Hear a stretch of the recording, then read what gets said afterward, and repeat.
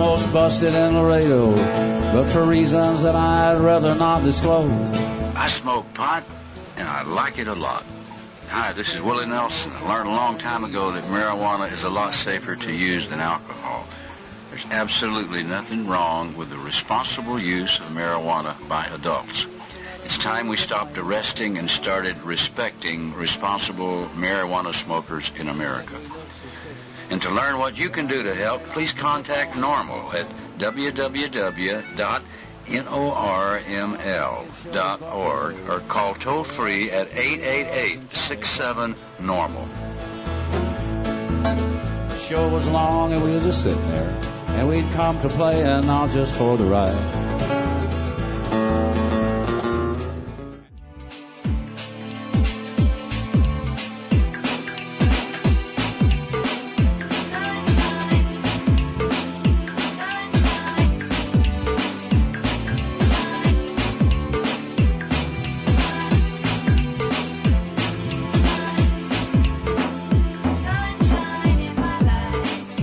And distributed by the National Organization for the Reform of Marijuana Laws in Washington, D.C. This is your daily audio stash, the growing truth about cannabis. Welcome to the most popular audio podcast regarding marijuana in all of America and all the world, featuring interviews with scientists, politicians, doctors, prohibition policy activists, regular cannabis consumers, musicians, and NORML staff and NORML's board of directors, along with music and comedy no other podcast can offer. You can always find out more about the show at our website, normalaudiostash.com. We're ending marijuana prohibition with education, one listener at a time.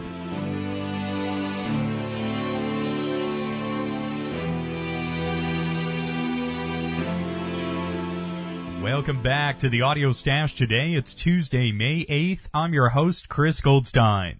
Take a moment to join us at NORML to end marijuana prohibition in America. Just visit NORML.org. We have an excellent show for you here today. Our regular Tuesday segment, Government at Work, is coming up first today. We'll speak with Paul Armentano, NORML's Senior Policy Analyst, as well as Steve Nolan from Houston NORML to talk about different state legislative efforts happening around the country. You can catch Government at Work every Tuesday right here on the Audio Stash, and make sure you get involved, folks. It's never been easier than right now in our digital age to get involved with politics and get involved with marijuana law reform. Visit the NORML Take Action Center and start sending tons of emails out to our state elected officials and make sure these marijuana reform bills get passed. Of course, we have links to the Take Action Center right on our website at normalaudiostash.com. And boy, do we have a real treat of music for you here on the program today. One of my favorite bands of all time, Soul Coughing. We got a Soul Coughing track here for you today, and also the beautiful voices of Zap Mama, some of my favorite music here on the program today. We're going to have great summer music for you all week long right here on NORML's Daily Audio Stash. So stay tuned. Let's get things started today with our Government at Work segment.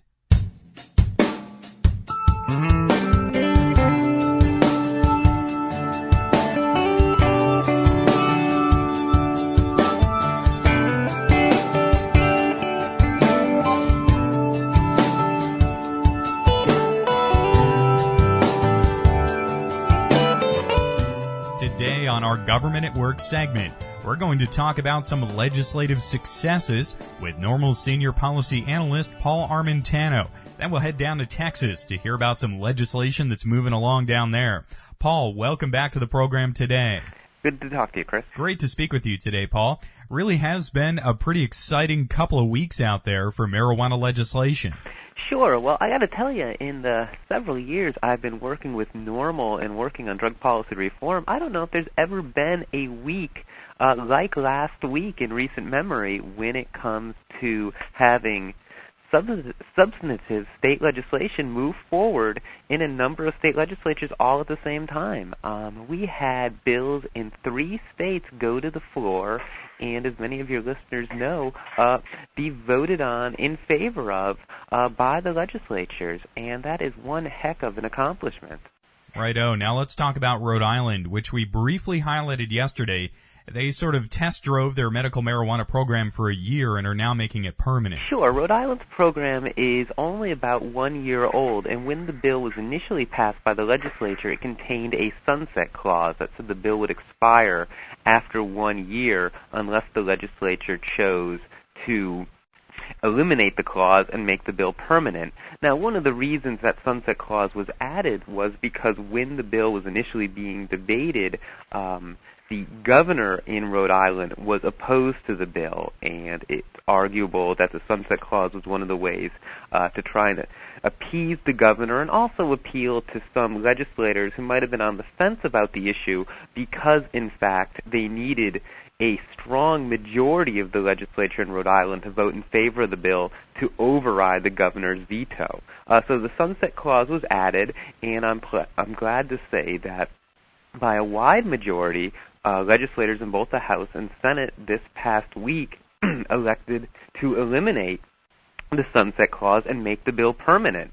And it's very important that a strong majority did vote in favor of doing so because the governor is still huffing and puffing and claiming that, in fact, he's going to veto this bill when it gets to his desk, in which case, once again, it will be up to the legislature to override his veto, and it certainly seems like that they will do so. And now let's talk about Vermont, staying in New England here. I know that copies of NORML's report, Emerging Clinical Applications for Cannabis and Cannabinoids, were sent up there to help with that effort. Vermont, as many people know, for a couple of years has had a very limited medical marijuana bill. In fact, it's so limited that in its 2 years of existence, I believe only about 25 or 30 patients in the entire state are qualified for legal protections under the law. One of the reasons that is the case is because the legislature was very narrow in the clinical indications that they allow patients in that state to qualify for to use marijuana. And one of the main things that this bill will do is it will broaden the list of clinical applications that patients can qualify for to use marijuana. It will also, to some degree, increase plant counts of how much marijuana patients can possess. So certainly this would improve Vermont's bill so that it can impact positively more patients and it can be more effective for the patients that are currently covered under the law. And we're pleased to see that both the House and Senate have approved these amendments, and it appears that the governor, who's been sort of on the fence about this issue, in some cases has spoken negatively about it, from all indications, or all recent indications, it appears that the governor is going to be willing to allow this bill to become law without his signature. And now let's go from New England out to the Midwest, where in Minnesota there was another legislative victory last week. Sure. In Minnesota, the bill that has been debated by the legislature would actually establish a medical marijuana program similar to the state-registered programs that exist in many other states. One unique aspect of Minnesota's potential program is that there is language in the bill that would allow for independent nonprofits to register with the state to grow and distribute marijuana to qualified patients. Aside from that, patients with certain qualified illnesses will be able to possess, I believe, about 2.5 ounces of marijuana under the law. That bill narrowly passed the Senate last week. It is now gone to the House floor, where we expect it will be voted on shortly. Once again, we're running into a problem with the governor. He has certainly made it clear publicly that he intends to veto this bill, and if that's the case, it may be a matter, once again, of it falling in the hands of the legislature and us needing a large number of legislators to support this bill to potentially override a veto. Now, we've been talking about these successes here today, Paul, but what are some legislative efforts we should be looking out for in the future here? Well, in fact, representatives of NORML, including one of NORML's board of directors, was testifying today in the Tennessee legislature in favor of a medical marijuana bill there. There will be a second round of hearings tomorrow in Tennessee, and we will be testifying once again in favor of legislation there. So that is a state that's moving. Tennessee actually has a multi-year session, so while the session will wind down in about 30 days or so, we expect these bills to carry over into next year, and in fact, we hope that the legislature will then move forward with them in 2008. In Massachusetts, who also has a 2-year session, we recently had bills introduced on behalf of our local affiliate to set up a medical marijuana program in that state, and also to decriminalize the personal use of marijuana so that individuals, adults who possess marijuana, would face a ticket only instead of a criminal penalty in that state. So those are 2 states that we're quite excited about. Now, along with these successes and all the bills out there, everyone will remember there's another success recently with New Mexico becoming the 12th state to offer medical marijuana earlier this year, but this has been a real banner season for marijuana reform bills. You know, Paul, what do you attribute this growing success to? I think it's evidence of the maturing of this issue, particularly the medical marijuana issue. And by that, I don't simply mean that politicians have a better understanding of the issue than they once did, although that's clearly the case. But I think there's also been a maturing in the drug law reform movement I think we've become better lobbyists, and we've become better at working with legislatures, and that this year, 2007, and the successes that are taking place in many of these legislatures is simply the result of the fact that drug law reform has really become an effective lobbying arm. And, those results are now sort of taking root. Righto. Paul, this has been great today. Many thanks for joining us for this update. Sure, no problem, Chris. Thanks again, Paul. Paul Armentano is NORML's Senior Policy Analyst and author of several of NORML's booklets and reports, such as Emerging Clinical Applications for Cannabis and Cannabinoids. Paul's work can be found at norml.org, and make sure to visit the Take Action Center to get involved with reform today. We have links at normalaudiostash.com. Also in our Government at Work segment today, we're going to speak with Steve Nolan, the director of Houston NORML, about the legislative efforts happening there in the Lone Star State. Steve, welcome to the program today. Hey, thanks for having me. Hey, thanks for joining us today, Steve.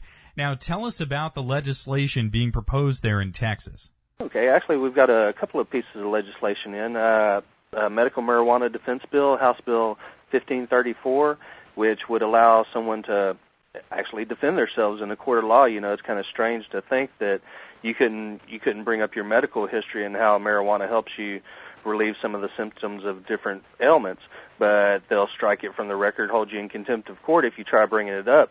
So this would actually let you bring it up in a court of law so that you can be judged by a court of your peers. We also have another bill, House Bill 758, which would make 2 ounces or less a Class C misdemeanor if you were pulled over for that. So it'd make it a non-arrestable offense. It'd be more like a traffic ticket, so you don't get caught up in the gears of the justice system. And Steve, tell us about the attitudes towards marijuana there in Texas. We spoke with Josh there at Austin NORML about that area, but what about in general in the state? Well, they did a Scripps-Howard poll, and actually it scored real favorably. Over 80% supported medical marijuana, and so people are ready for it. We had Lobby Day back in February where we got a van load of medical marijuana supporters up to Austin, and we talked to a lot of the staff up there, and pretty much most of the people agreed with us, but they're picking and choosing their battles. They're worrying about what the voters will think of. Of course, we brought up, some of the polls that, have come through besides the Scripps-Howard poll, also, some of the national polls that have been done, and showed them that, people are ready for medical marijuana. It's not, taboo like it used to be whenever I first started, doing things with the Houston NORML. People were kind of afraid to bring it up, afraid, that people would think that, they're just some hippie stoner that wants to, smoke the herb. But yeah, now people are finding out that it does have actual medical uses. Dwayne, our hemp historian, he's collected a lot of things off of eBay that show the historical trail of marijuana throughout history. He's got a lot of different pharmacopoeias from pre-1937 that show that the government has this already listed, so there's no reason the government can say that it has no medical value, because we have proof from the pharmacopoeias, from the dispensaries, also some of the things that would measure how much of a dosage to do. So a lot of people, we're doing our part to educate people as far as the history of marijuana, the benefits of marijuana. So it's starting to get there. Even some of the police officers we talk to, they don't really have any, if marijuana was legal today, they wouldn't mind, it'd be that much less work for them to do, so they could concentrate on more serious crimes. Now, those polls you mentioned, those are a bit above the national average there. What do you think is contributing to that support?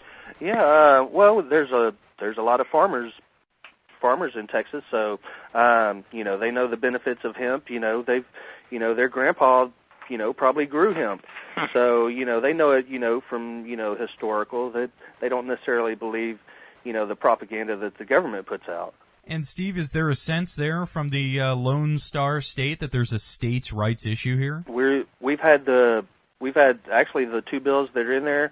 They have been introduced in past sessions, so we're getting there slowly but surely. Actually, for the medical marijuana defense bill, we're actually taking a step back on that, because Dana DeLisi, the chairman of the public health committee that it's in, she has pretty much stated that it's not going to get out of her committee, but we are getting closer and closer. So I think Texas is ready for a change in marijuana policy. Now, a lot of folks view Texas as a conservative state, but, support for marijuana is something that really seems to be crossing political lines anymore. They're conservative to a certain extent. I mean, they don't want, and, as far as NORML, we don't necessarily want, people under 18 smoking it, because, those are your formative years, so, it would have some effect on there. But, as far as medical marijuana, they can see that, we showed them patients, we've, showed them enough literature, and as far as the history, that they know that marijuana is medicine. They keep saying about sending mixed messages, which it's a mixed message whenever the government can prescribe you Marinol, or your physician, but it's approved by the government, but you can't use the natural plant. So, I think that's really the mixed message.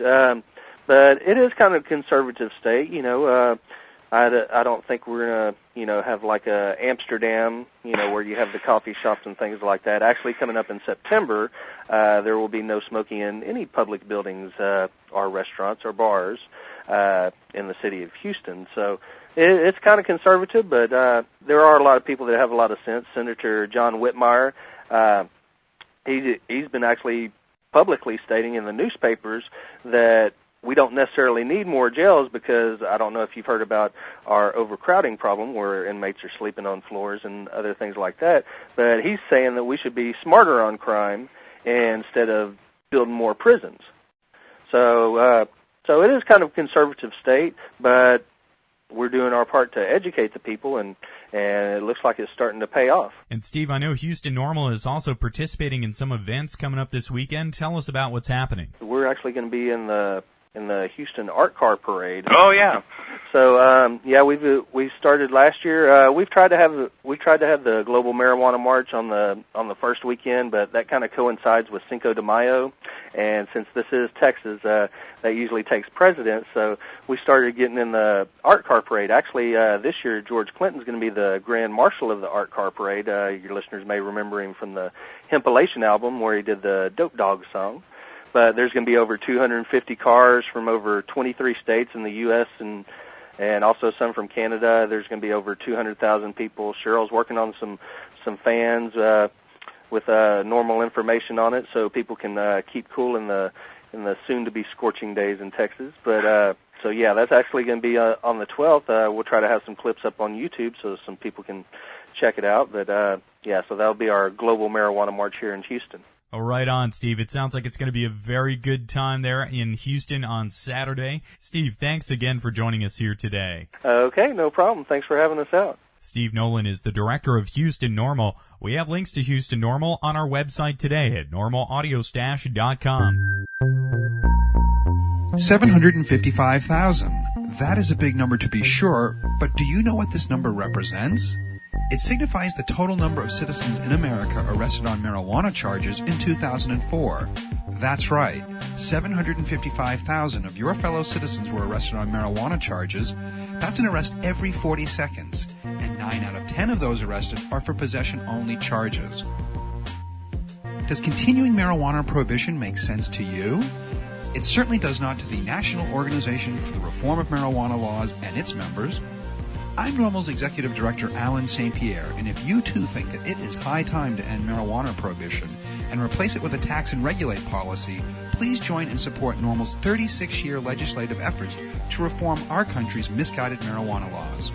You can learn more about NORML or become an active supporter by calling toll-free 888-67-NORML, N-O-R-M-L, or by visiting us on the web at NORML, NORML.org.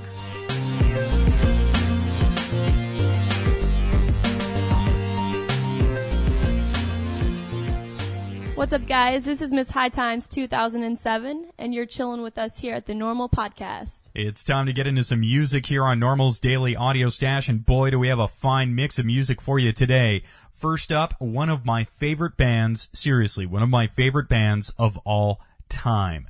When I was a night radio DJ in Santa Fe, New Mexico, I used to play Soul Coughing all the time. I have a signed t-shirt from them. I went and saw them live. I think 4 times I saw Soul Coughing live. They weren't easy to catch, if you can believe that.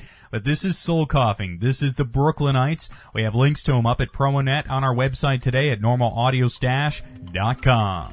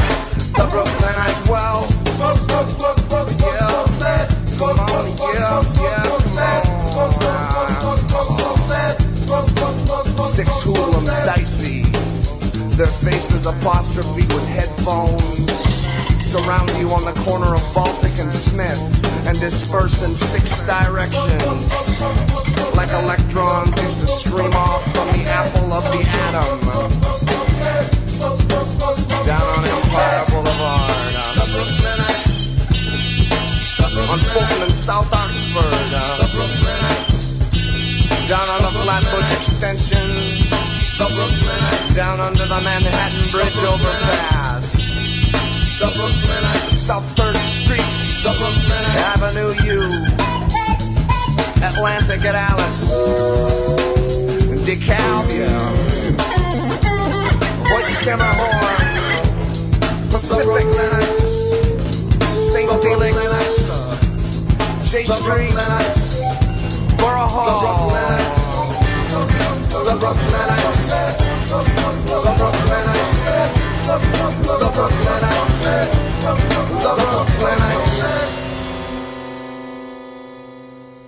This train is being held by the dispatcher.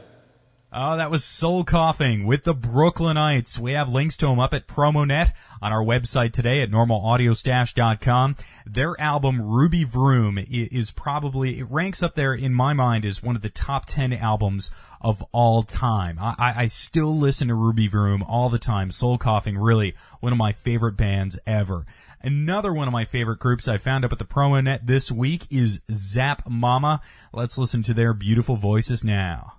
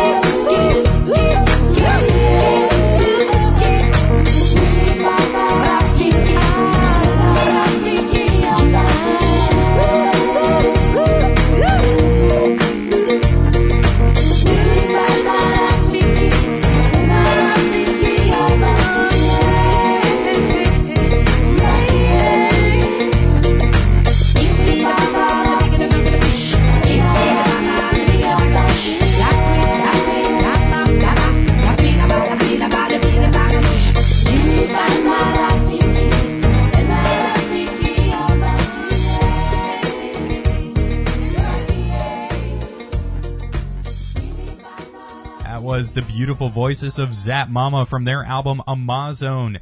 They're up at the Independent Online Distribution Alliance, and we have links to download that album and find them up at PromoNet on our website today at normalaudiostash.com. Let's do something good tonight.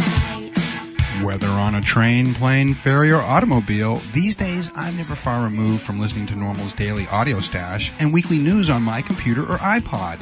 Where else in the world can folks listen to up-to-date information produced specifically for cannabis consumers? This is NORML's Executive Director, Alan St. Pierre, and NORML is growing the truth about cannabis, and the harvest is yours to reap. Tune in every day at 4:20 p.m. for your daily audio stash. Get hooked up with NORML's daily and weekly news podcast by visiting NORML.org or normalaudiostash.com. Good to me. Forget about the problems. Forget about the bad times. Let's get high. Let's get high. Let's get high. Let's get high. Hey, is it 420 yet? This is Rick Cusick from High Times Magazine, and you're tuned into NORML's Audio Stash.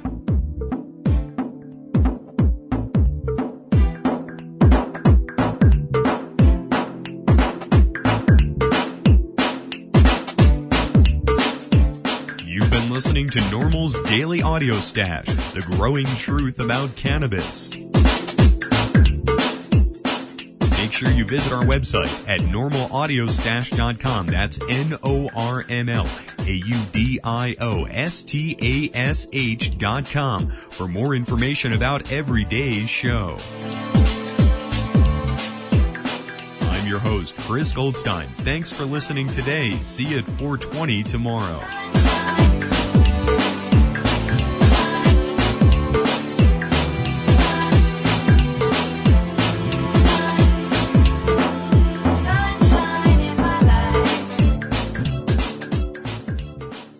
Podcasting technology of NORML is made possible by Red Aphid Interactive Media. More information at redapphid.com.